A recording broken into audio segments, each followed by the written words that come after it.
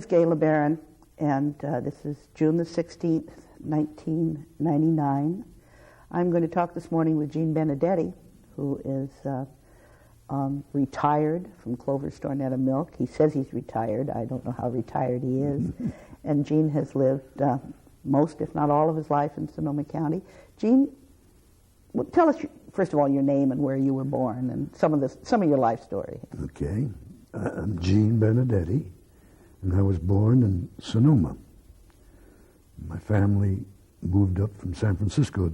My sister was born in San Francisco, Millie LeBaron, and my brother and I were both born in Sonoma. They only lived in San Francisco about a year and a half. And because of the flu influenza, my mother contacted. The doctor suggested to my dad that he should move someplace where it's warmer. And he knew couple of Italian families that had moved to Sonoma, and so he decided to move to Sonoma. Couldn't speak English, of course, and Mom couldn't speak English. Where were they born? They were born in Lucca, not in Lucca, about 15 kilometers out of Lucca, in the Tuscan area. And beautiful little village, Convalli is the name of the little village, up in the hills. And they had 250 people that lived in the little village when they were born and raised there. And they still have 250 people living there. It is cute.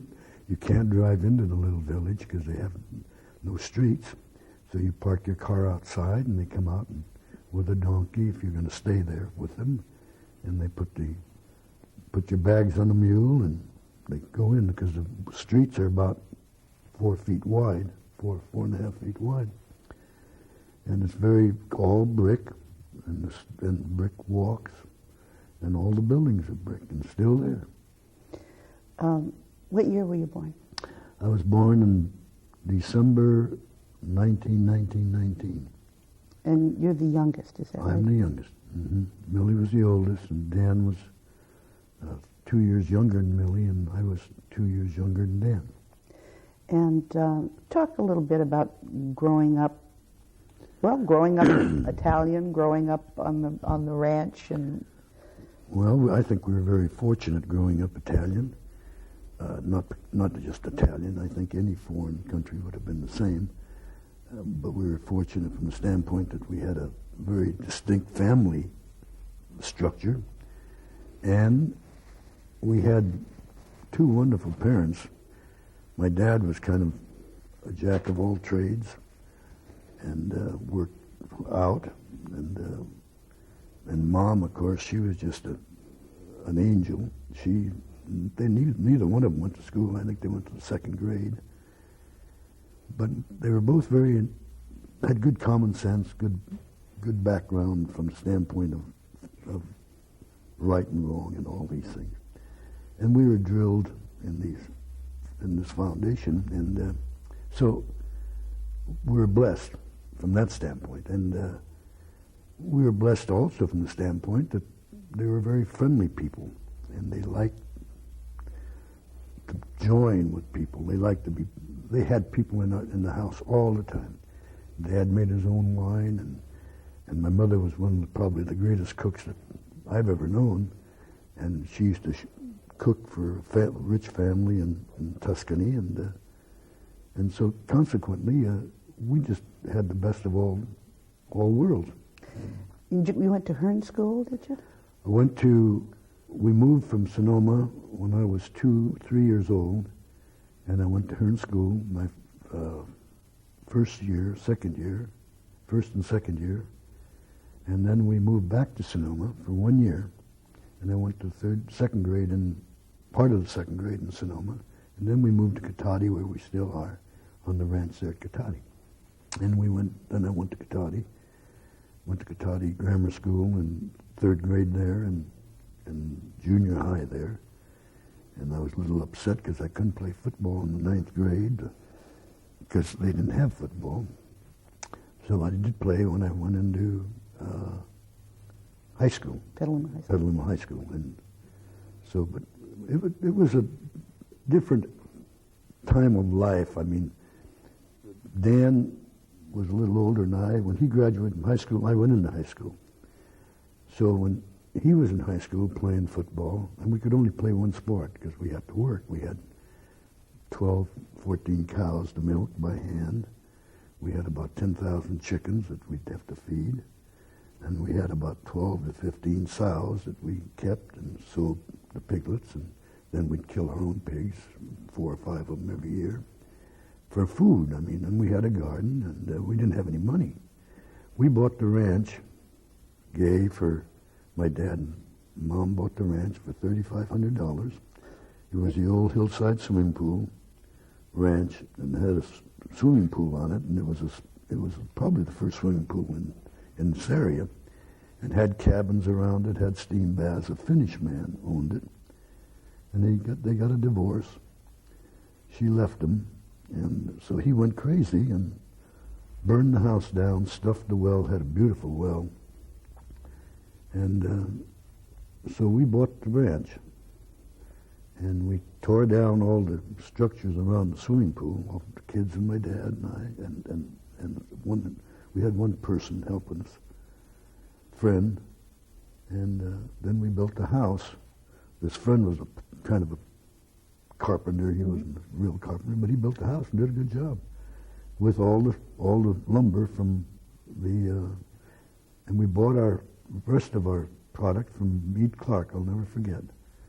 And then my dad went to work there years later, not years later, shortly thereafter. And so we had to do all the chores.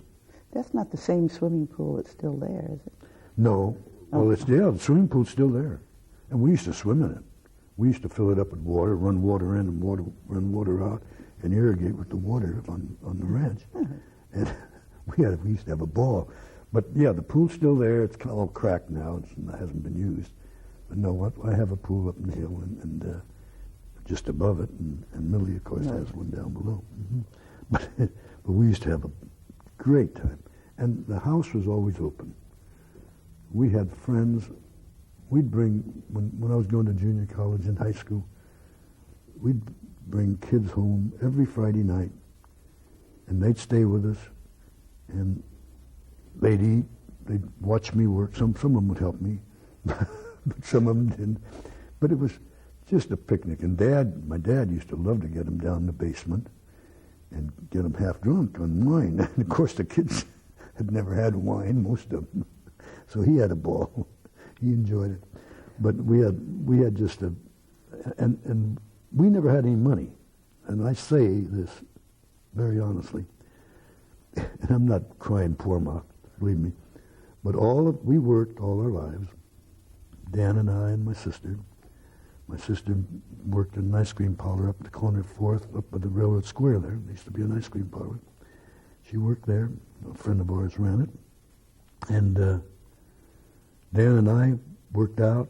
I started working out when I was 13 years old, and so did Dan. And then we did all the chores at home. Working out, what kind of jobs? Well, my first job where I got paid was at the seed farm in Cotati. There used to be 2 seed farms, as you remember. The old highway, ran right in between the 2 seed farms. Roanoke Seed Farms was on the right as you come north, and Sherwood Seed Farms was on the left.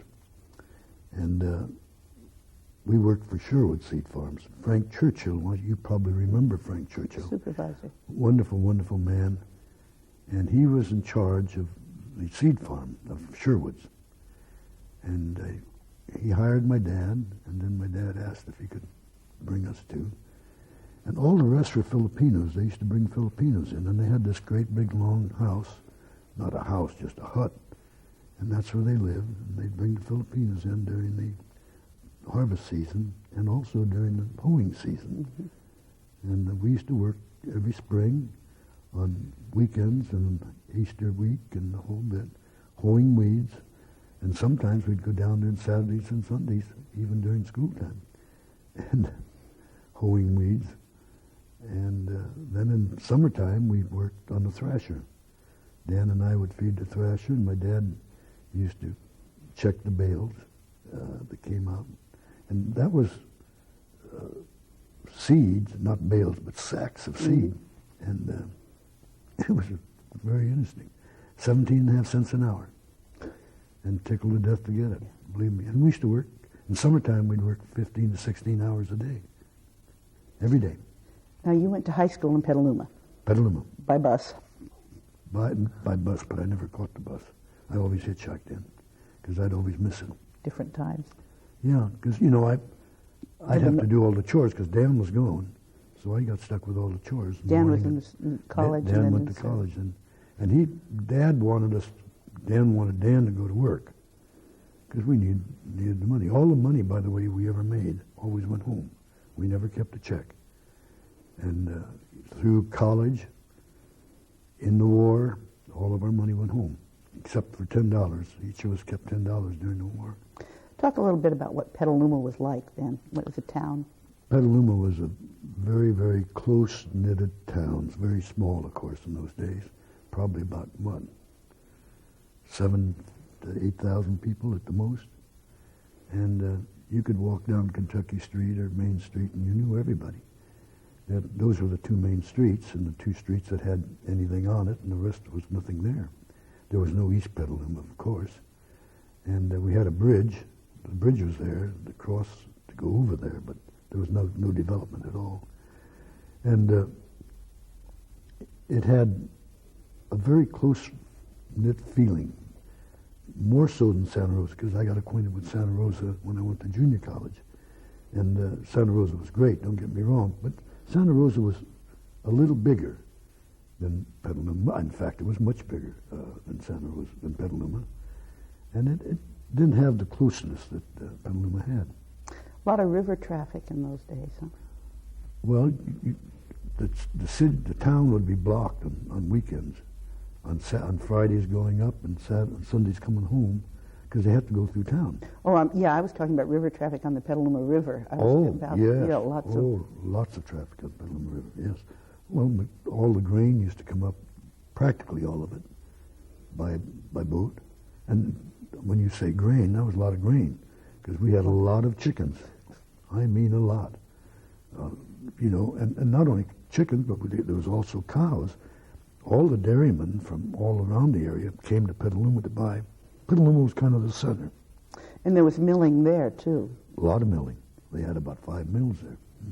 G.P. McNair had one. The Hill family had one, Golden Eagle. And then there was 2 or 3 others. They had a co-op that was going. And so they had a lot of mills, yeah. Cotton barons. Mm-hmm. They were going, yeah. What about Cotati? If Petaluma was small, Cotati must have been. Well, Cotati was just the Duck Inn was there. I don't know if you remember the Duck Inn. The Duck Inn is where the end of the beginning is now. That was then called, and it was owned by these folks, great people. And they had the famous duck dinners. And the place was packed on weekends. They used to hunt ducks, didn't they? They used to hunt ducks, and they used to bring ducks. A few times they had more than what they should have had, and on off season they had ducks. But in those days it was kind of a little different, I think, than now. And so they had ducks on the menu all the time. Yeah, and it was a great place. And then Tom Moore. Do you remember Tom Moore? Highway patrolman? No, Tom Moore was a high hurdler that ran at Cal, held the world record, and he's down at Ceres now. And he has the Modesto Relays, has a lumberyard down there. Tom's father lived right across from the Duck Inn, and he had the first garage, Ford garage, and they sold Fords, the old Fords. And then the Fox family later built just on the north end of the plaza, where there's I don't know what's in there now, but there's building still there. They started the Chevrolet garage, and they had new Chevrolets. I mean, in those days they were quite a unique thing. for 2 agencies for a small town like that. Small town, yeah. And that's what was in the town, period. That's it. Nothing else. Well, they had a gas station, yes. Gene, you went to junior college, played football. Played at it, yes. Yeah, so then went to USF. Then went to USF. Played at it again, didn't you? Played at it again, yes. No, you did very well. Well, not that well. Yeah. And then the war came. Talk about now your brother Dan went into the Marines, is that right? Dan went in the service in 40, started his flying here at Santa Rosa Junior College. Portugal. In Portugal. Was his teacher, and he learned how to fly. And this was in 1941, at the beginning of 41. And then he went into the service and went into Corpus Christi and came in the Navy, and Navy flying school, and graduated from that. And I guess they used, in those days, and I don't know whether they still do or not, but in those days the Marine Corps took the high 10% of the class for the Marine Air Force. The Marines had an Air Force. And so he went in the Marine Air Force and was shipped overseas right at the beginning of the war. And I say the beginning of the war. It was I think he left for Guadalcanal in probably around July of 42, August of 42, I believe. And he was killed in October of 42. And he since has been decorated, received Yes, he did. posthumously medal. Yes. Mm-hmm. And but he was a great guy, just a wonderful, wonderful man. God only knows what that character would have done. He was a big, handsome, 6-foot guy, and great personality, and just a wonderful, wonderful man. And he was a woman. I'll tell you, the women climbed all over him. Well, now, what about Dan's little brother and going to war? Dan's little brother went to war, but I went in a little later. I joined in 41, and didn't go until 42. I went over after graduation, and I went in the Navy. I went in the Marine Corps. I joined the Marine Corps in 41. Got a medical discharge just as we were to leave. 2 of us were supposed to go back to Quantico. And I got a medical discharge. I had a calcium deposit on my leg from football, and the team doctor went into the Navy and saw me going into the Navy, and he sent back a letter and a picture of my leg and to the Marine Corps and said, I don't think this man can march very long and very far. So as we were ready to leave, I got a medical discharge. So I went down and saw Jeff Cravath, who was our coach at USF. This was on a Friday. Monday morning, Sunday I called Jeff at home, and I said, do you know any place that I can go? Do you know anybody? I want to get out, because we'd said goodbye. We graduated early. We graduated in January, February, March, April of 42, to make this class.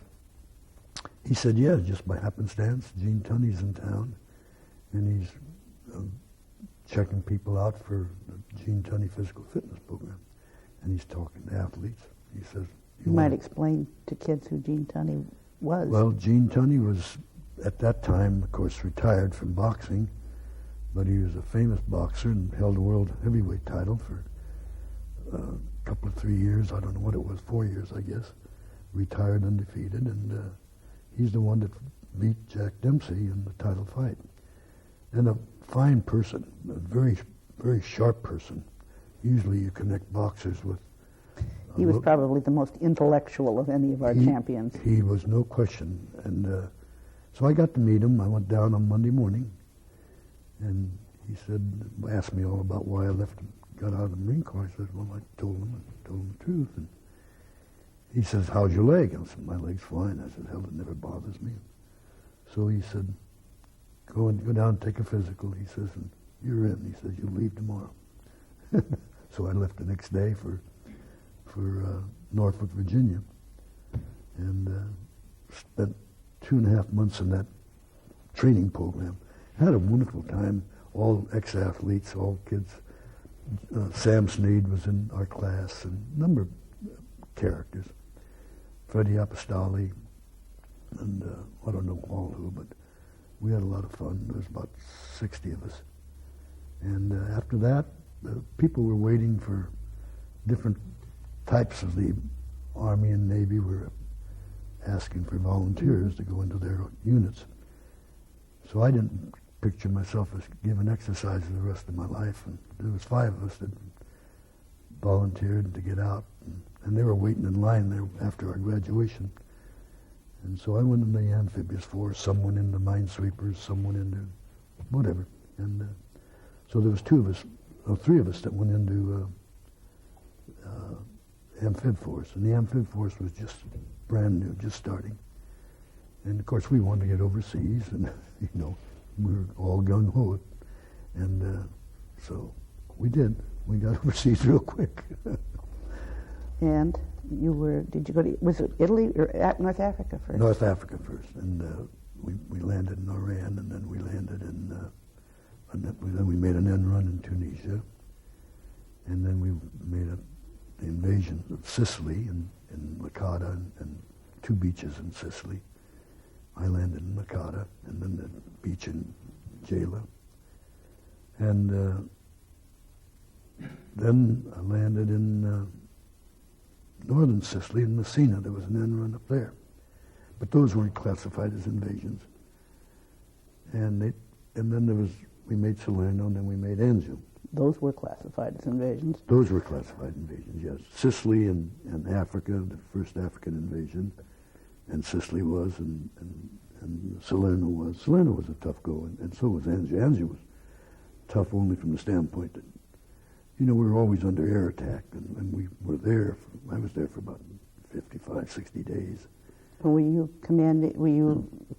I had an LCT. I was in command of an LCT. An LCT is a landing craft tank, they called them, but it wasn't a big ship. It was only 133 feet long and 33 feet wide. And these are the ones that flat bottom. Yeah, the bow goes out and the tank goes and off. The tanks, and we had man and tanks both. Yeah. So we had a lot of fun. We had, in between invasions, we had a ball. I learned how to barter. We would get. You could speak Italian. Oh, I had. That's what I say. I had a great time because all in Africa, everybody spoke Italian in northern Africa. Not everybody, but French and Italian were Algiers and Tunisia, Bizerti, and Bizerti was our headquarters for the amphib force for all the invasions in the Med. So when we were done with the invasions, we'd make the invasion, and we'd stay there and unload ships, because there would be no harbors available.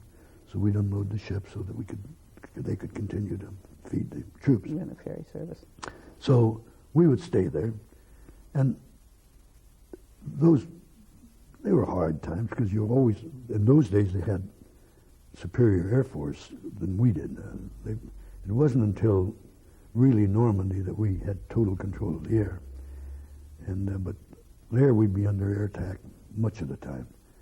So it was fun because we would unload ships, our ships, British ships, and the British have a very, very great rule in the Navy and in the Army both, that all the soldiers can get, at 10 o'clock in the morning, the enlisted people get an ounce and a half of rum. They still do that? Lord Nelson's rum, 190 proof. Lord Nelson rum, come in gallon jugs, 2 to a case. And the officers got their ration of scotch at 10 o'clock and 3 o'clock. Everything stopped, unless they were under real dire fighting. But otherwise, it stopped. And so we'd unload ships, theirs and ours, whatever they assigned us to, all day and all night. And so I got the idea, well, I'm going to sneak off a case of rum and a case of scotch, and then use that as trade bait. And the rest of the kids wouldn't do it. But I said, well, if they want it, I've got it here, they can come and get it. I says, I feel that I'm not going to do any harm with it. So that's what I did. And so we had just a house refrigerator. So we had no fresh meat, no fresh vegetables or anything like that. So consequently, I'd trade for meat, I'd trade for ice cream, I'd trade for vegetables, I traded for everything. And so we got along great. We had a great crew, a happy crew. We had 15 kids. And then after Africa, I got an assistant skipper because we were up day and night. And so they finally realized that we couldn't do that. So they put another skipper on with us. Let's go to Normandy. Did you go to England? Is that where you went first? We were to go home from Anzio. They told us to take our best 4 men, and they'd replace the 4 men and myself, and we were to go back to Bizerti. We were to get orders to go home. There was 4 of us, 4 crews, 4 skippers. Well, we get to Bizerti, and we hang around there for a couple of weeks, getting drunk and relaxing, and everything was moving to England. We knew something was going on. We didn't know what. Nobody knew. Captain Sabin, who was in charge of all of our invasions, all of our amphibious invasions, wonderful guy. He used to brief us on all the invasions. He was a 4-striper. He was put in charge of the Normandy invasion. And I guess they had some dry runs up there, and they had a lot of problems. They had all green skippers came over from the United States out of V8 schools or whatever. So he heard that we were going home. So he sent down orders to change the orders to ship us up to England. So we go up to England. We landed in Cardiff, spent about 3 days in Cardiff. Great city, by the way. Mm-hmm. In Wales, huh? Yeah, and in Wales, and then from there they took us to Plymouth. Plymouth was the headquarters of the Navy, and that's where Sabin was, and so he briefed us, told us what we were going to do. We had our 4 men, so we went on board LCTs, 4 LCTs, and replaced the skippers, and each one of us led a wave in the invasion. Now you were certified as the first skipper, the first LCT to hit the beach, isn't that right? At Omaha. Mm-hmm. At Omaha, yes. And talk about Al Pellegrini, who... Al Pellegrini, I didn't see over there, but he landed about in the 3rd or 4th wave, yes, right behind us. And of course I knew Al, played football against him and went to junior college with him. And I didn't know that he was there. Of course, we got there, you know, at the last second. I was on board the ship for 4 days before we made our run. And I went up to Portland. We were in the city of Portland, on the river of Portland, anchored. Of course, I have to get the crew straightened out. And we went out in a couple of days by ourselves and get everybody acquainted with me and me with them.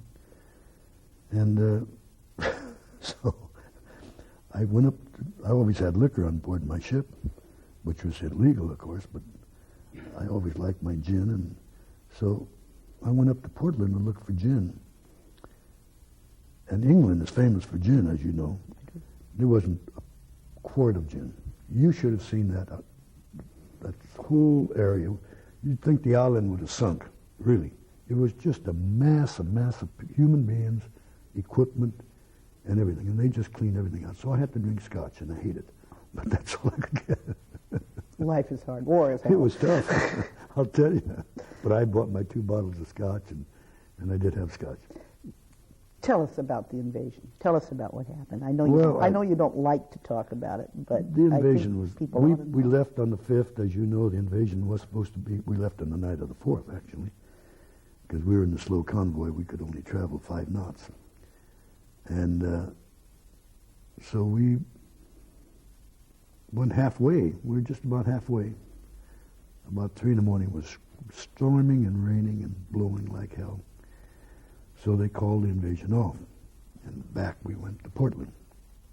We get back to Portland, we fuel up, not gas up, but diesel, and sat there waiting, and so the next night, we left. That was the 5th, the night of the 5th we left. We were supposed to invade on the 5th, morning of the 5th. So, and then it was still fairly rough, but we landed. Fortunately, I was dumb enough to drop my anchor going in. We had stern anchors for this purpose, that if it was because we had a square, our ship was not pointed.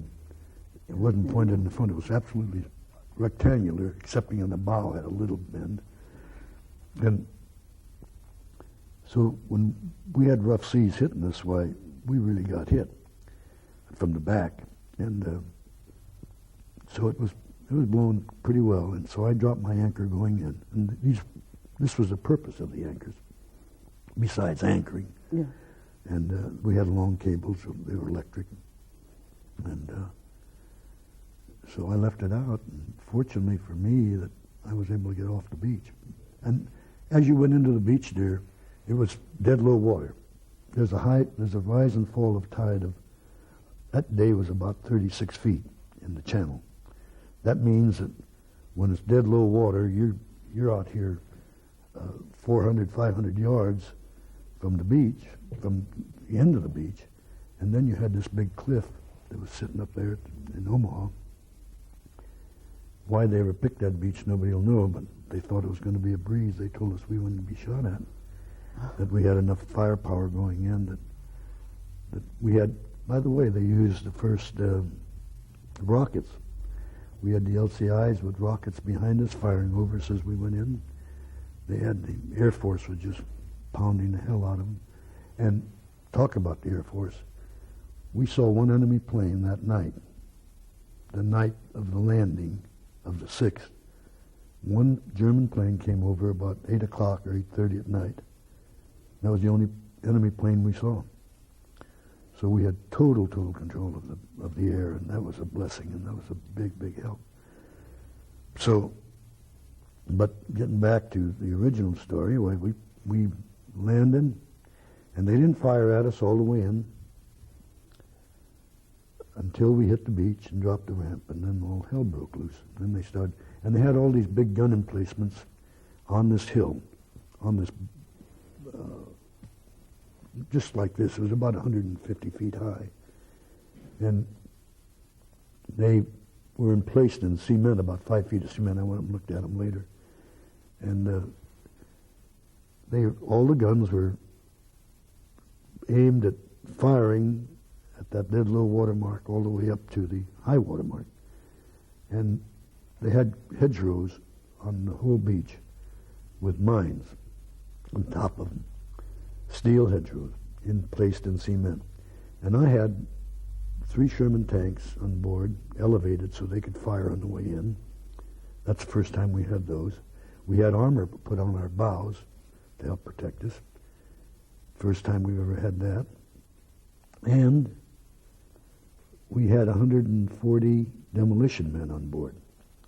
And the demolition men were to get off first, of course, and they were to clear each one of our ships. And we had, I don't know how many, about 50 LCTs that landed on Omaha, probably more than that, probably about 60 LCTs all the way across. It's a big beach. And each one of us carried the same personnel. Texas outfit, great kids. And they were all just killed instantly, and the tanks were just lost instantly.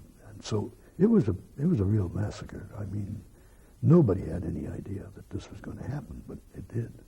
Now, you told a story before about standing up next to the bow and to my control tower, my cabin. Yeah.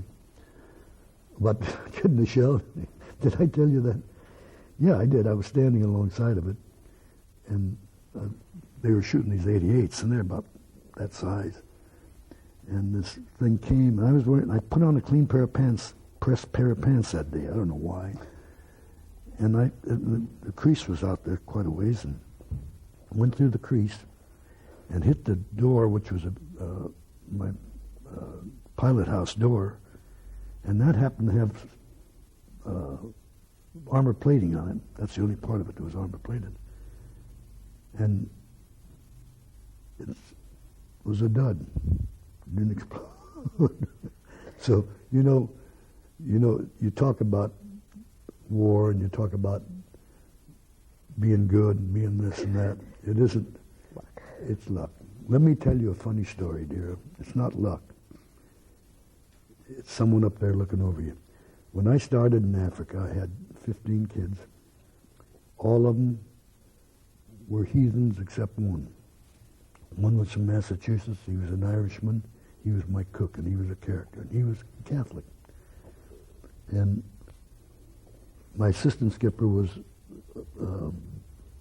Episcopalian, I think, And of course I was Catholic. And in between the invasions, or in between anything, we'd ride along and we'd have nothing to do. We'd read at night, we'd sit down and read the daily Bible, the reading of the Bible for that day. And just to keep us active, our minds active, and because you can get different interpretations. We read a lot of things, but that's what we made it a habit to do this. And all these kids thought we were crazy, of course. They knew what we were doing. And by the time we left, left the ship in Anzio, every one of those kids converted to some religion. I don't know what, and I never asked. But every one of them used to come in and sit down and read the reading of the Bible with her. So I'm telling you the story only for this reason. You know, a lot of people don't believe in God, and we're getting more and more of those people today. And I've become a firm believer, and these kids didn't. But you do become a believer. You have to have a faith in something to help you get through these periods. And believe me, I attribute it all to him. How many of your crew of 15 did you lose? I lost 2 in Normandy. And you got one of those was one of my men that I took up with me, which was a real sad thing. But you got back off the beach. We got back off the beach. Yes, we pulled ourselves off the beach. We had 2 engines knocked out. We had that's what happened. In our bow, we had both of our engines that raised the ramp.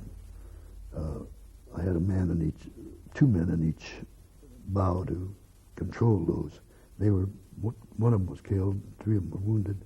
We had a big fire in there, and so it was a very unhappy day. But we were blessed in a sense, yeah. How old were you, Gene? In Normandy, I was probably 23. Yeah. I was 22, 20. Yeah, I was 23.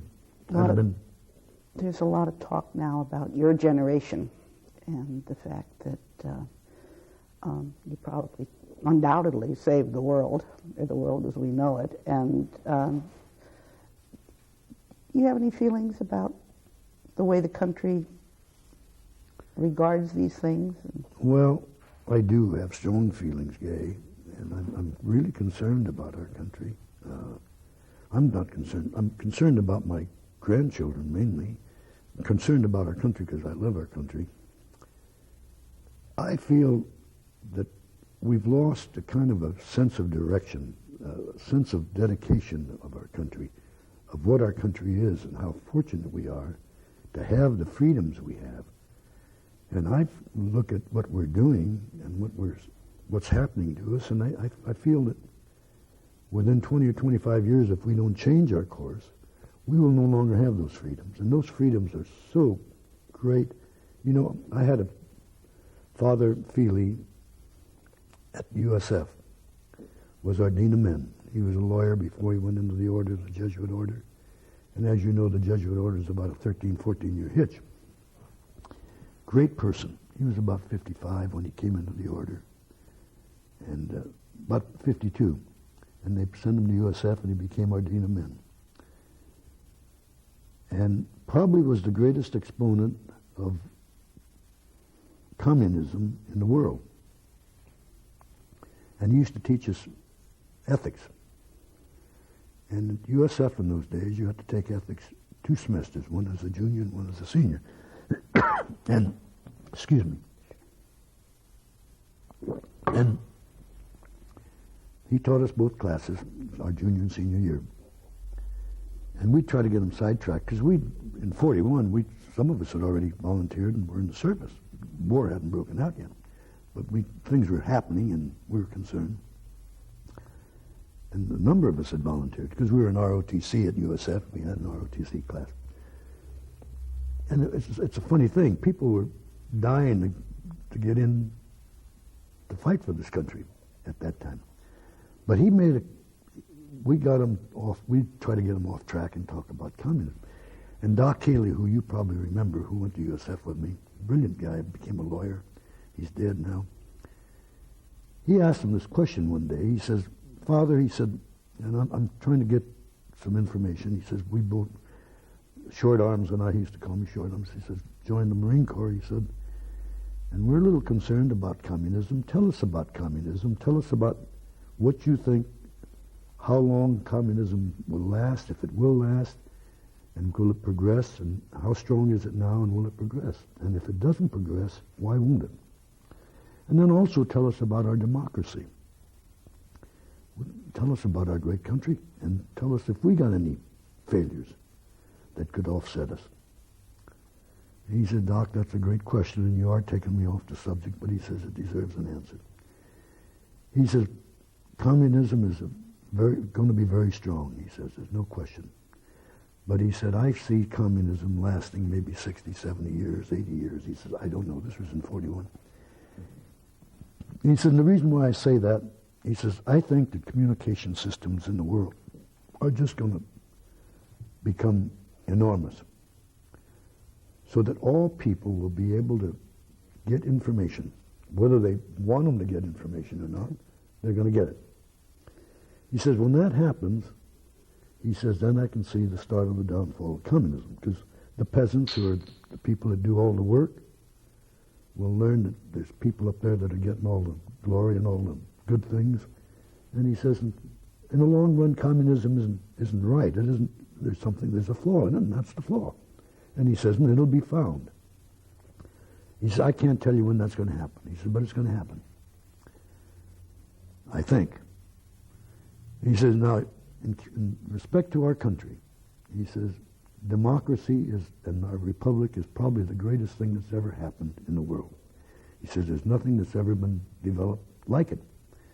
He says, all the freedoms, everything that we have, he says, are just beyond any comprehension of it to anybody else. He said, but I see a couple of flaws in our democracy. I see two of them. They're interrelated in a sense. He says, I see the first one to be, I think our democracy is based on having totally educated people.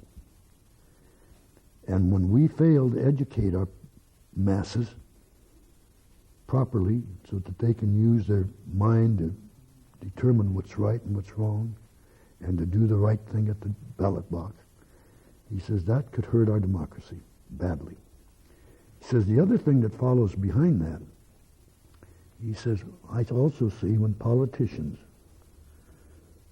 learn that they can make promises to the electorate to either get money or their vote, he says, and not keep them, he says, then I think between the two of them, one goes into the other. They have to be uneducated. And he said, and that can happen. He says, when this happens, and he says, and I don't know if that'll ever happen, God bless. And he says, and I dwell on you people, your generation has got to be sure that we continue to educate our general public and educate them as best we possibly can. So I thought you ought to hear this. Yes, an allegory for our time. For our times, yeah. And so anyway, I look at education and I get concerned. And I look at our people. We're getting people that are graduating from high school, filling out, that can't read or write and can't add or subtract. You mean at the Creamery? Yep. Talk about the Creamery. How did you get involved with? Where did you meet Chloe the cow? No. Well, I got involved in 1946. I came home from the war in 45. Got married in December with Evie, who's been the greatest wife and mother that you'll ever know. She's raised 6 children and done a great, fantastic job. But anyway, I went to work at San Jose Junior College as a coach, and I also taught a couple of classes. I majored in history and at USF, and I was getting my secondary at Stanford at that time, going down on Saturdays. Tom Rice and I used to go down every Saturday. And I was practically done, but they gave me a special credential, and I coached football, and I coached boxing, and PE classes, and then I taught a class in history. Anyway, that was my desire and love. And I wanted to do that. And I went down to speak at a class in Petaluma, a sports banquet, city sports banquet. They asked if I'd go down because I graduated from there and in the service, and they wanted me to go down. So I went down. And I sat next to George Dondero, and I don't know if you ever heard of the name or remember him. Wonderful, wonderful man. Never went to school, went to second grade. Brilliant man. Probably the smartest dairy person that I've ever met in my life, and I've met a lot of them. And I sat next to him, and he was a great sports fan. And he said, I want you to come to work for me. I looked at him, and I said, what are you talking about, Mr. Down there? I said, I've got a job. He said, I want you to come down and see me Monday morning. He was one of these bang guys. He said, come down Monday morning at 10 o'clock. He says, you got to give me the honor of talking to you. He says, at least do that. And I says, okay, I'll do that. I said, but I'm not interested. I'm going to tell you now. So I went down. I was making $2,200 a year at the junior college, which was the normal wage. And so I go down, and he offers me $85 a week, a car, to go out and buy milk as a field man. He says, you know all the farmers. They know you. You don't know them, but they know you. And you can speak Italian. And he says, most of them are Italian, or Swiss Italian, but they want to speak the language. And there was a lot of Portuguese. And so he said, I want you to go to work. He just lost a man. He gotten drunk, I guess, or something, and they had to fire him. Fairbanks was his name, a very prominent family. And he says, I want you to start as soon as you possibly can. This was in May, and beginning of May. So I said, George, I'm really not interested. He said, well, you go think about it. Come back next week, and I want an answer, yes or no. And he says, and I think you'll find out that you better think seriously about it. So I talked to Bailey, who was our president, who was a good friend of mine. His wife, we used to teach at her in school. And so I knew the family. And I knew Cook and Dick, and I went to talk to them, of course, because I played for them and I worked with them. And they all told me, God, you're crazy. You can always come back to coaching. Because coaching, teaching was in short demand. It was high demand then. And teachers were needed. And they take it, you can always quit and come back. Either here or someplace else. Don't worry about it. So then I went to talk to John Watson. Do you remember John Watson? You might explain who he is, though. John Watson was probably the greatest agriculturalist in the state of California at the time. And a very strong politician, was a Democrat, and a wonderful, wonderful man. He lived close to us, was our neighbor, and was like a second father to me. He did an awful lot for me, and even before in high school and all during my growing up. Anyway, I went to talk to John, and Pappy sat me down, and he says, are you serious? That wizard down there wants you? And I said, why do you call him that? He says, Shorty, he says, that's the sharpest man in the dairy industry. Not only sharp, but he's honest and he's right. 99% of the time, he says. You know what he's looking for? He's looking for someone to take his place. He hasn't got anybody. And George was about 55, 56 at that time. And he says, I'll bet you he's got eyes and hiring somebody that's got a little background. And that's why he's asking for you. He says, I'd take it. He says, the dairy industry is going to grow. It's going to get bigger. And he says, it's never going to go downhill. So I talked to Evie. Evie says, you do what you want, but I'll follow you. Don't worry about it. So I took it. Been there ever since. Been there ever since. Now that was Petaluma Co-op. What was the name of that? Petaluma Co-op at that time. Yeah. Petaluma Cooperative Creamery. And when did it become? California Co-op. It became, I changed that name when we built a plant down in Tracy. That was in 69, about 70. 72, 73, somewhere in there. We changed it. And now it's California Gold. And you're Clover Stornetta. And we're Clover Stornetta, yes. Talk about Chloe the cow. How long has she been around? I think she's the most visible, well, next to you, the most visible aspect of the creamery. She's more visible than me, believe me. And she's more famous by many, many means. But anyway, she came into being, you remember Lee Levenger? Levenger came from San Francisco in about 48, hung up his shingle in Santa Rosa and wanted to get in the country to raise a family. Came from a bit large advertising agency. And he was a Jewish boy, cocky, brilliant, one of the sharpest men I've ever met in my life, and one of the nicest men I've ever met in my life. He and I became very close. And he and I used to fight like hell. I'd say, "You goddamn Jew, you can't do that." And he'd look at me, he says, "What are you paying me for?" But we just became the closest of friends. And I had nothing but respect for him. And he's the one that came up with Clocow. And that was in 60, probably in 62, 63, somewhere in there. And he wasn't an artist, but he came down with a facsimile of Chloe. He had some artist do. Bill Neller, I think. Well, Bill Neller later, but he had someone else do this little sketch for him. And he wanted to have a billboard. And I says, "God damn you." I says, "You can't do that." I said, "We can't."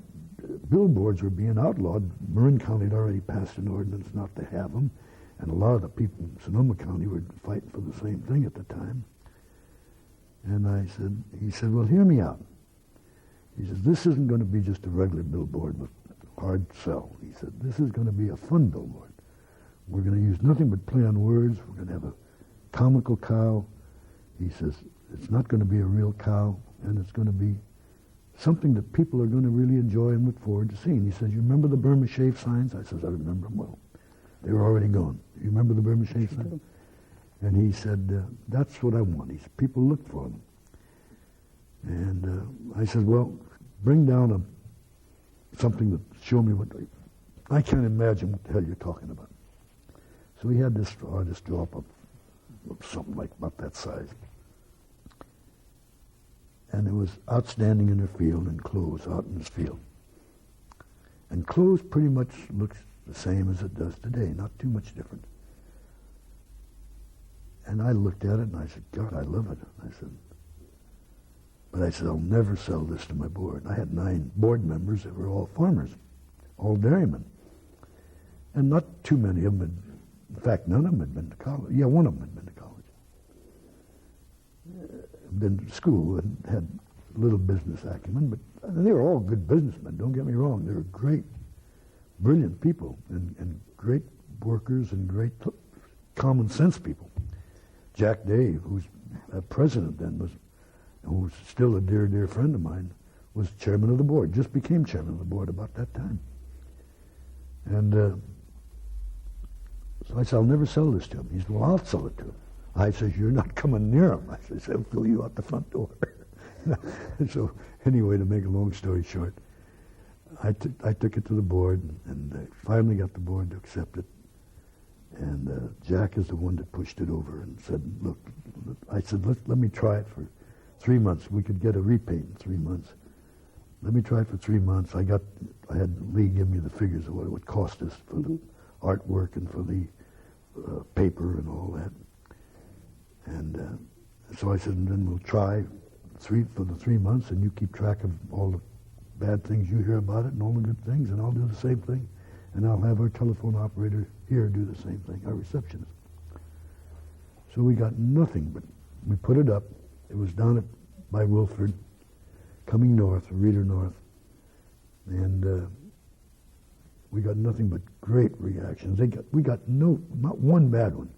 And we had 3 or 4 of the board members that just absolutely against it. They wanted a real cow. They had no quarrel with it, but they wanted the cow on there. So anyway, that's how Chloe got started.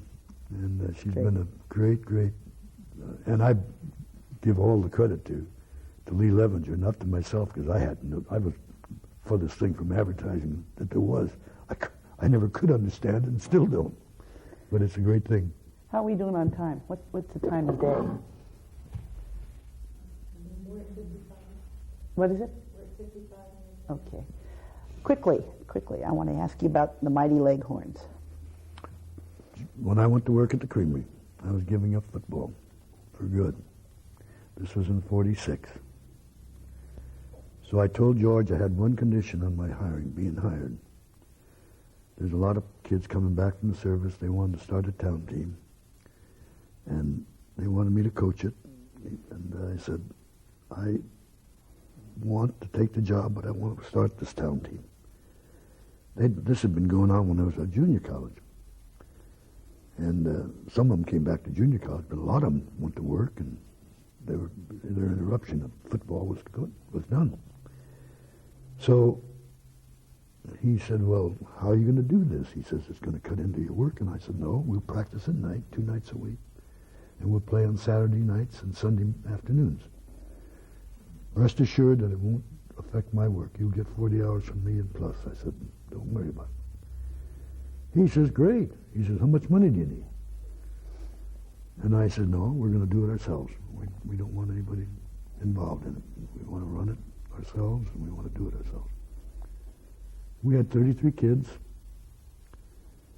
We had one game the first year. We had more than 33 kids the first year because we only had one game in November just to try it out. We borrowed the suits from the high school, and we played down at, in Anley. It was Armistice Day up there. That was our first game. And God, they had a hell of a mob. Everybody came, and we had a great game. No, we played in Petaluma. It was in Petaluma. We played in Petaluma. It was Armistice Day in Petaluma. And they used to celebrate them in different parts of the community. And then we made that a habit to play in. That's the only time we left Petaluma.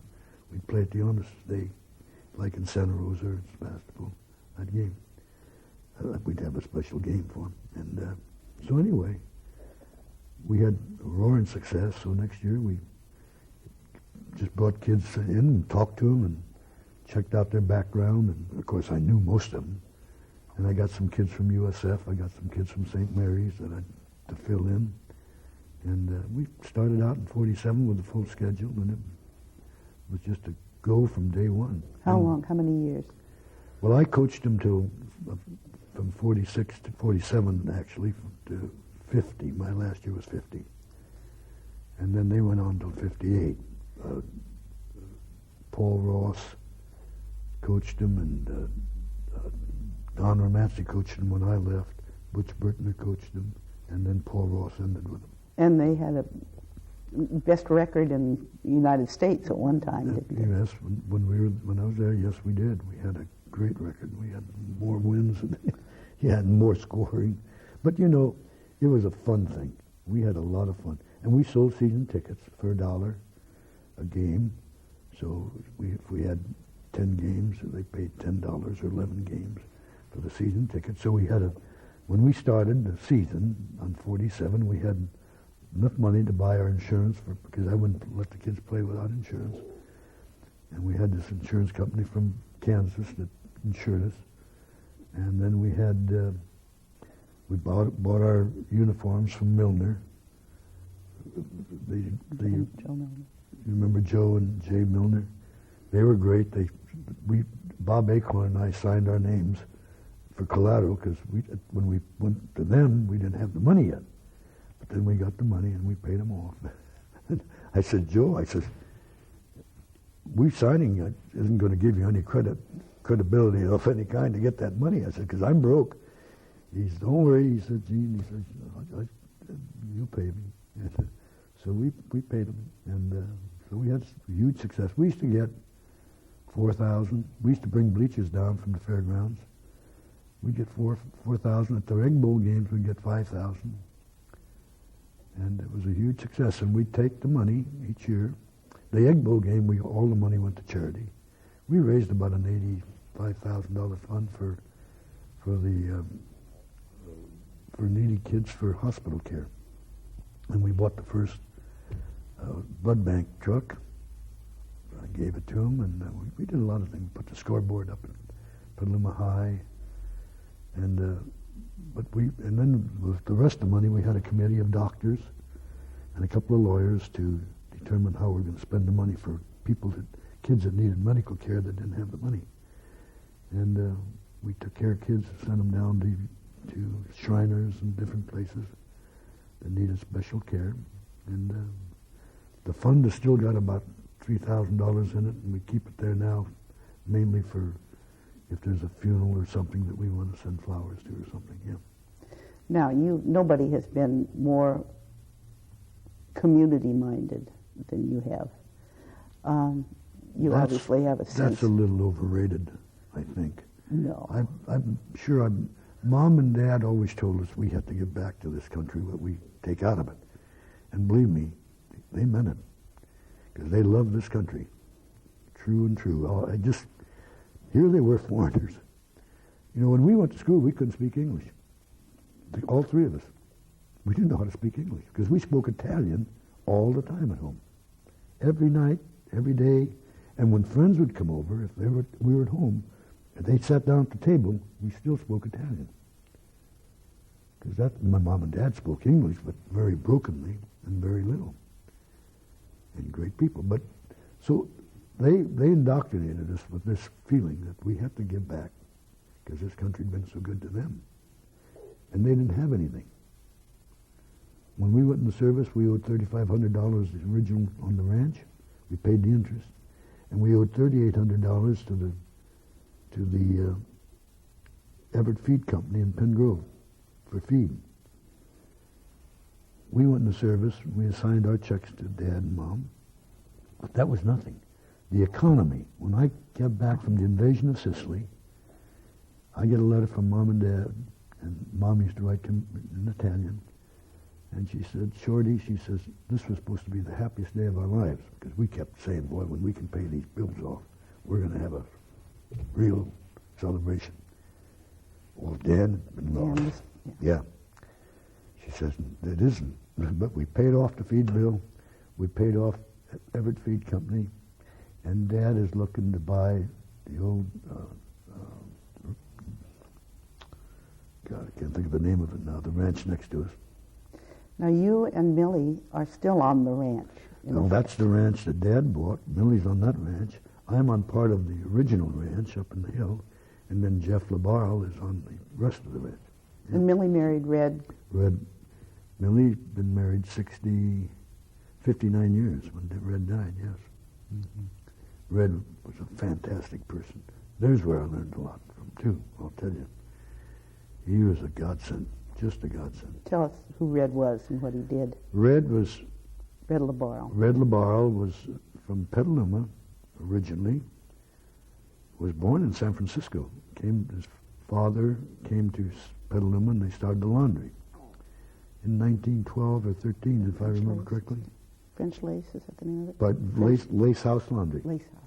Yes, and Red continued on with the business, and now his son is running it, Dan LeBaron. And Red worked for him Red didn't go to college. You and Millie both have oldest sons named Dan, is that right? Both named Dan, yes. Yeah. Dan was named Dan, of course, Mom and Dad, but Dan was named after, and I have a Dan, too, yeah, after Dan. Well, Gene, I think, unless you have something more to add. I have nothing. I've been talking too much, I'm sure. No, I think you've talked just fine. That's great. Thank you very much. Thank you, and I hope it works out for you. Oh, I hope so, too. I'm sure it will. It'll be just fine. Good. Thanks a lot. Mm-hmm. Okay. That was thoroughly enjoyable. Isn't that good? Did you? I just loved it. Did you enjoy it? Are you pulling my leg? No. You don't have to be nice to me.